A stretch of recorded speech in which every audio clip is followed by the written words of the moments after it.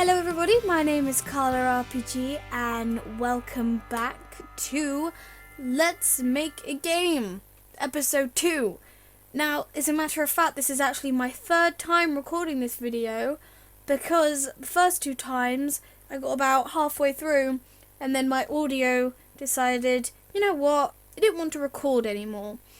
And so basically I've had to restart it each time. So here we are. Hopefully I should get through this bit a lot quicker because I all know what I want to put. Okay, so where we left off, our player slash main character has literally just got out the dungeon and have found their way to the floating temple with the pretty parallax background.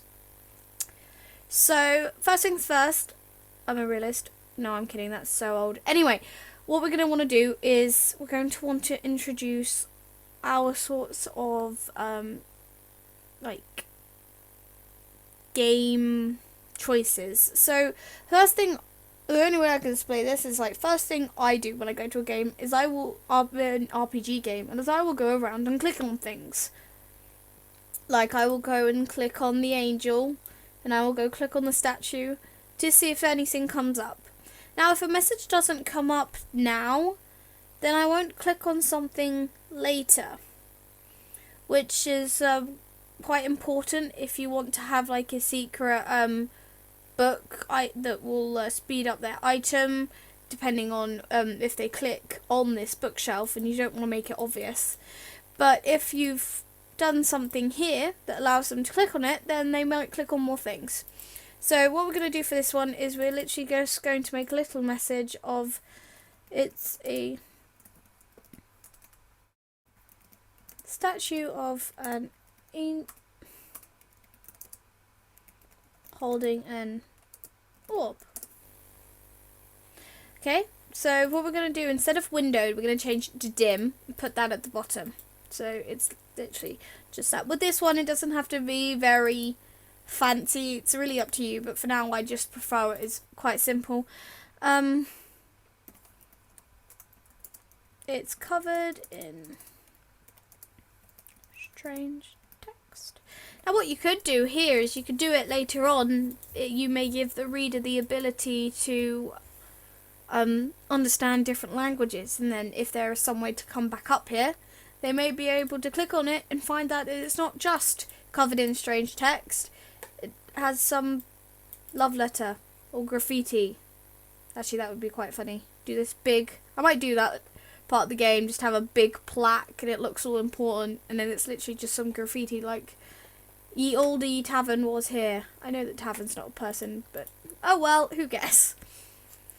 So now what we're going to do is we're going to want to create a little scene that shows our player falling off. Well, I would say falling off, but you can get them off any way you want, like magical stairs appearing, but I'm going to do falling off just because that's more dramatic, and who doesn't love a little bit of drama in the first bit.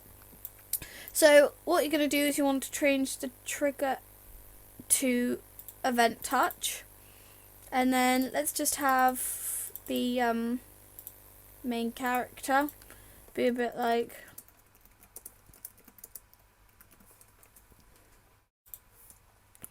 now here what you're going to want to do, so the character's looking at the view, let's have a shake screen.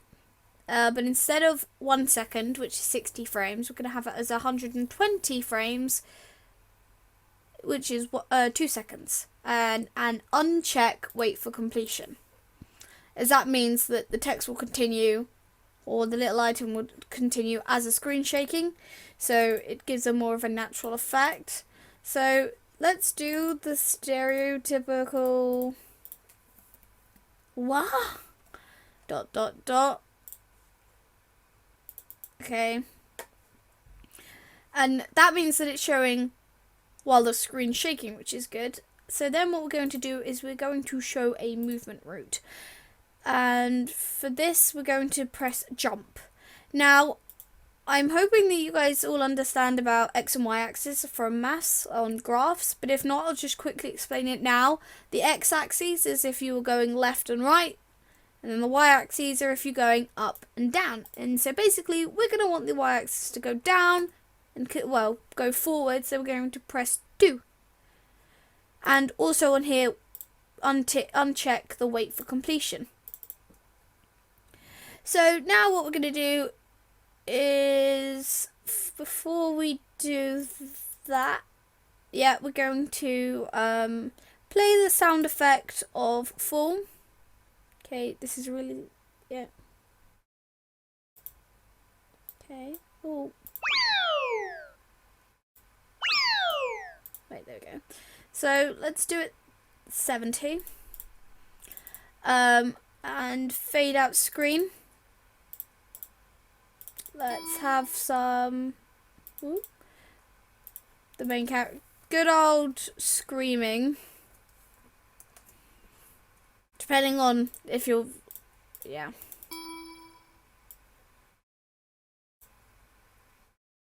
And here what we're going to do is we're going to do a sound effect of them landing on the floor, which one I use is crossbow.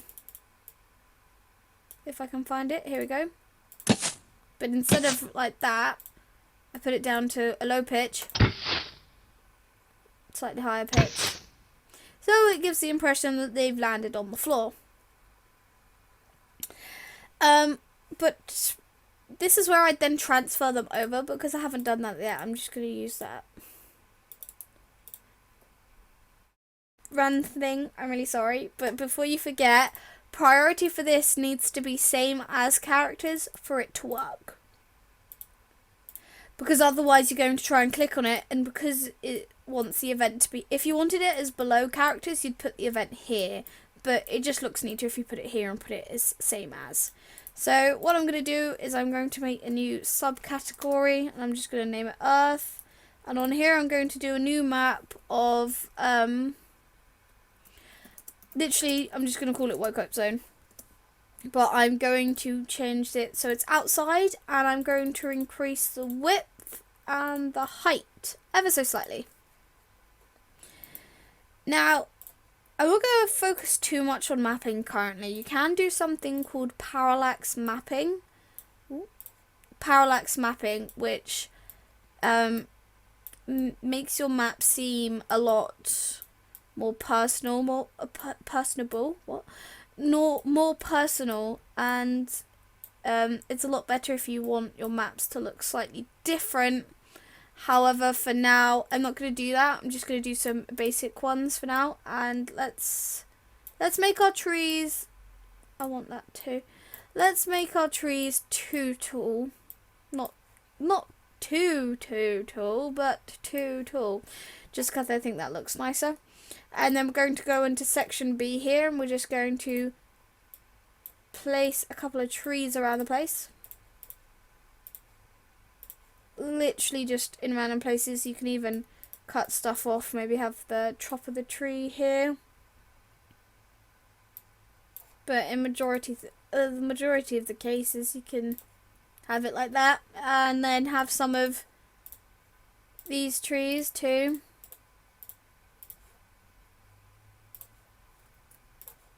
Now I want that little area. And then we're going to dot some flowers around.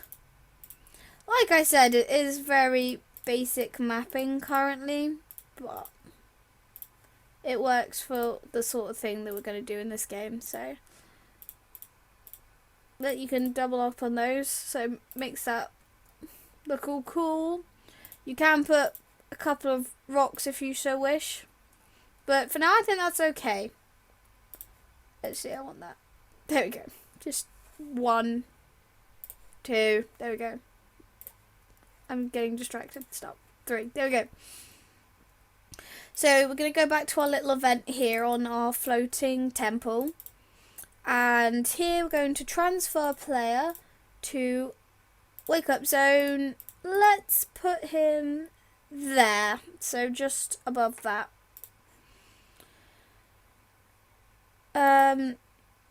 But instead of that, we're going to get him to face right.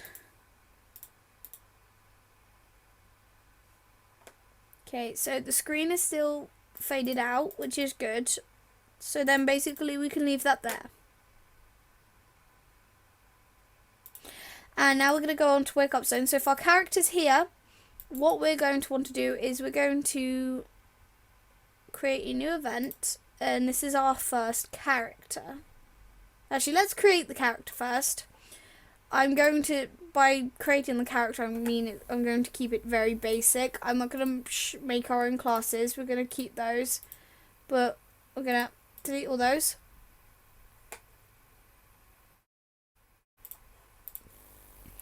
So we've deleted all those. Let's put, this dude looks suitably grumpy, which I think looks cool. So we'll have this. So we're going to have this guy as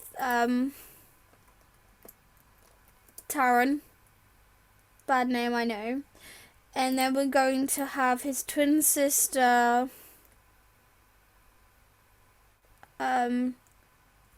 Rena, and she's going to be a priest. They look like they belong in Hogwarts houses. So there we go. This is so those guys, and then we'll have one more. Have another girl.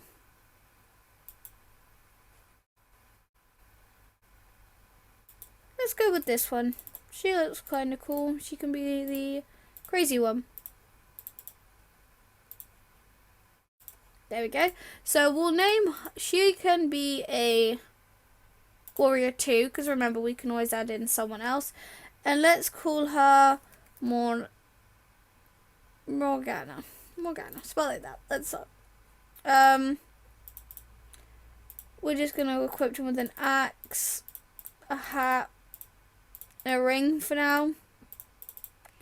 Rena's gonna have her bow, her hat, and she's not gonna have a ring. She's gonna have just some basic, they're all gonna have some basic cloth armor for now. Morgana has her axe and her shield, but no hat, some cloth, and her ring. There we go. So that's all we need. That's just basically creating the character. So here we're going to create a new event. We're going to start it off with, because the screen is still faded out, we're going to show some text of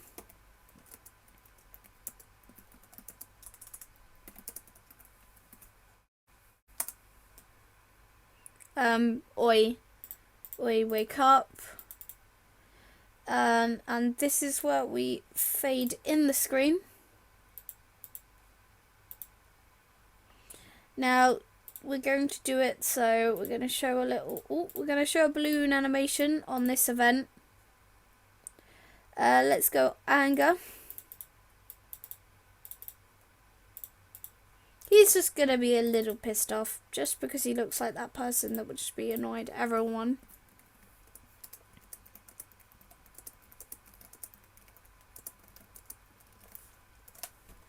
So he's going to be like demanding why you fell from the sky. Because apparently you do that a lot. Let's say you more landed on him. Oh, not him, me. Let's have the character play some good old...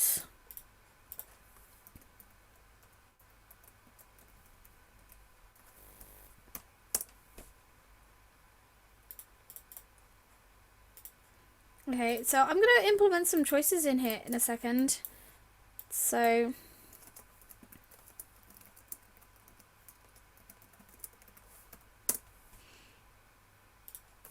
okay, so like I said, suitably pissed off.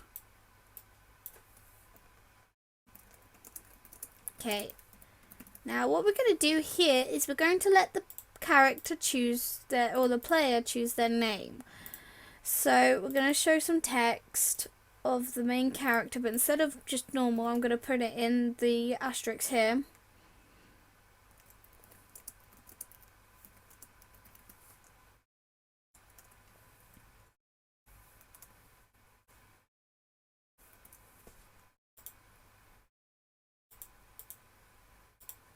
And so what we're going to do here is we're going to go to page 2 on event commands. I lied, page 3 on event commands, and put input name processing, Harold Max 9. And so here, once they've done that, we're just going to do a yes. That's right. Oh no, wait. This I want in thought. Didn't mean to do that. Silly computer. So to call up on that name that the player has just created, what we're going to want to do is we want to do \n square bracket 1.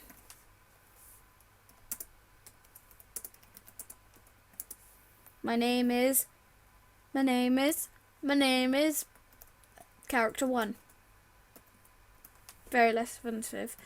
So, as you can see, if I press preview, that's going to come up with Harold. But if we put in our own name, that is going to change. Hang on. So doing that, I'm just going to do this. Select, thank you. And this character is going to be impressive actor and is not going to give us away. Using my favourite phrase. That's on a need-to-know basis.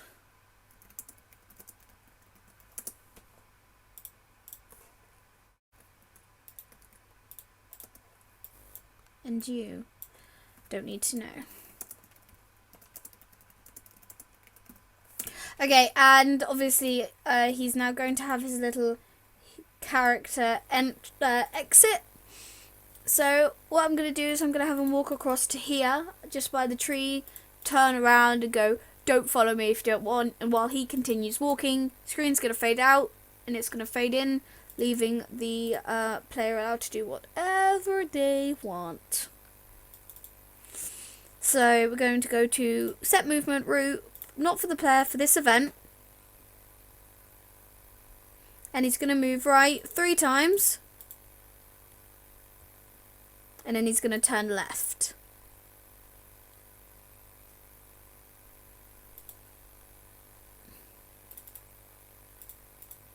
No, actually, I lie. He's not even going to turn back. He's just going to stop.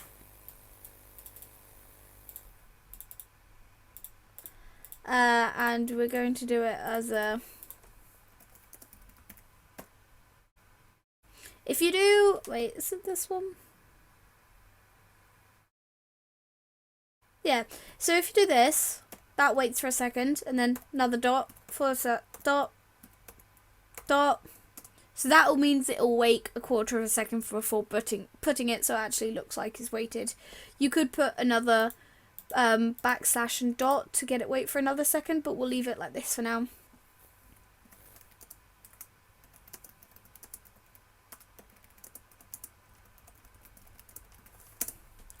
Okay, don't even think of following me. Go back to the movement route. This event, he's going to move right 2 more times, but uncheck the wait for completion. Then what we're going to do is we're going to fade out screen. And then set movement route through on, which means if you get to his position you can walk through him, and transparency on. And then actually we didn't even need to do that, to be honest. Fade out screen.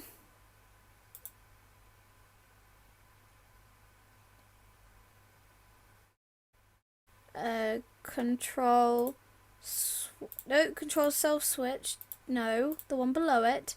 Self switch A on. I feel like this will, I might need to check this whether it works. New event, self switch A is on. There's nothing there. Okay, so I saved at the top of the. That reminds me. First thing we need to do is just copy and paste this over. So I saved here, so we should be able to open up from there. And if you guys don't know, you can press Control R as a shortcut to open the playtesting.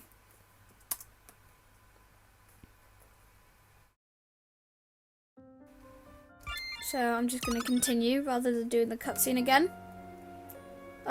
Whoops, I forgot to check. Oh well. As you can see, he stopped a little bit, so we can change that to jump 3, which means that then the screen will fade out.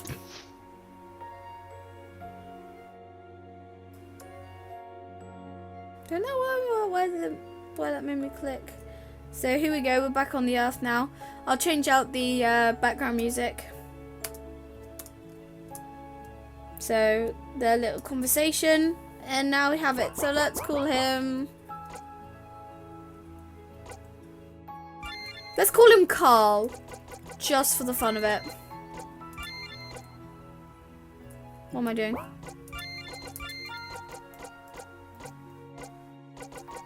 Okay, so there we go. See, so as you can see, it's now changed to Karl, and that's pretty good, as it allows players to put in their own names.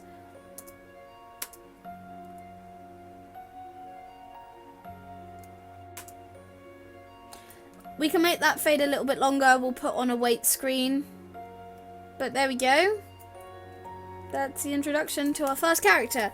So that's a good thing of playtesting. Probably should have done that a little bit beforehand. But seeing here as we'll want to jump 2, I'm just going to add it up a little bit to 4, and that will fade out at the right time.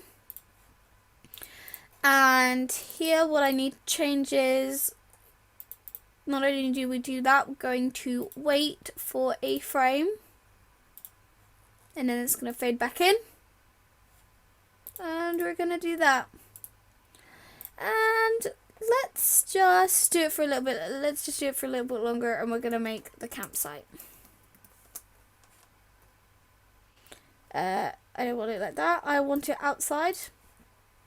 Now the campsite is going to be just outside of where you have woken up, and where Harold has a new character, Taran, that's his name, has evidently gone to, considering there's only 2 exits, an exit there, with obviously with Raina and Morgana. So, but instead of having these walls, we're going to do it slightly different, so it looks a little bit more open. But like I said, this is really up to personal choice. I just prefer it like this, just because I think it looks cool. So then obviously you're going to get the bottom of that, unless you're doing that, and in that case it'll be like that.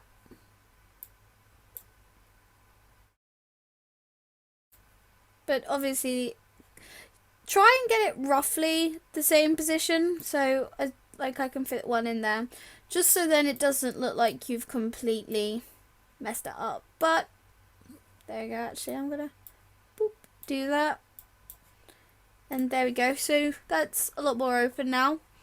So let's say that we're going to have our camp back there. Gonna have a nice little campfire that lights up when it's dark, and I'll quickly show you how to do that rather than progressing too much. And then obviously my other favourite bits to add, now we won't want too many of those trees, purely because you're surrounded by them. That was a terrible idea. Who would put a campfire next to it? That looks pretty cool though. So you can have a few more of those trees, and a few more flowers around the area. And I guess a couple of rocks if we so wish, like that. So there we go, that's basically where we're going to go there. And for that you can right click and do quick event transfer, and we want to transfer that one to here, and right click quick event transfer to here. Oh, and then also here, we're just going to make an inside. Let's just quickly make the tent.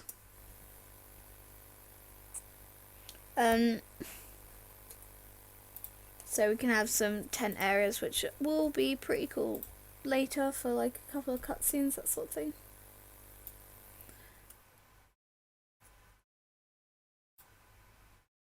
So, going to make it look as tenty as I can.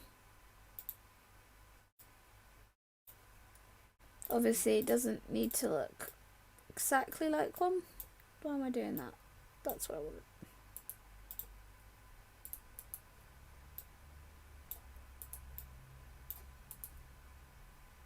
Let's say that instead of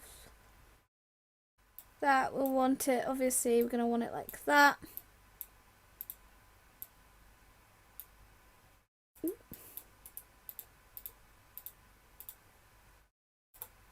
So let's just say, obviously, we have our little entrance to the tent, but we don't want to make it have that there because that looks a little weird. It looks a bit too building-y for my opinion. And let's have the inside of the tent as just some good old basic rug. Nice ugly rug. And then in here we're going to have some beds. So 3 over here. They're going to have their basic life's necessities. That's it. They'll probably have a small table too, so we'll give them that one. Because remember, this is a tent. It's not some big lavish home just yet. So we'll have like a small like end table as such with a map on.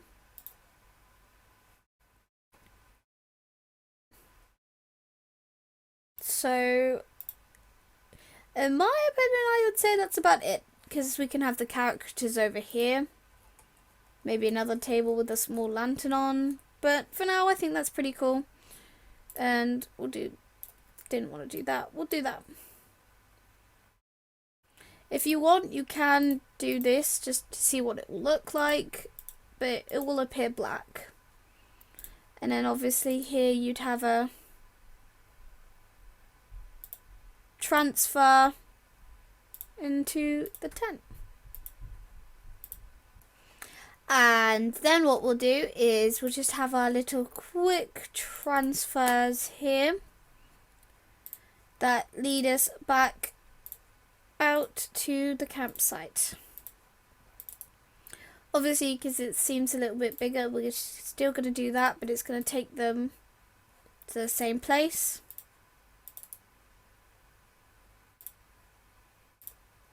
So, campsite outside, and I realised that I won't necessarily want that, so I'm just going to quickly edit that. So, instead of tent there, we'll have it tent there.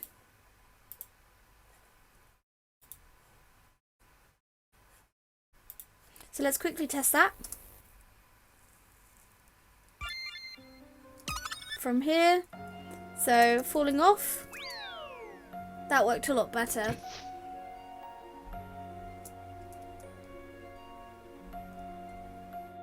So I'm just going to keep it as Harold for some reason. There you go.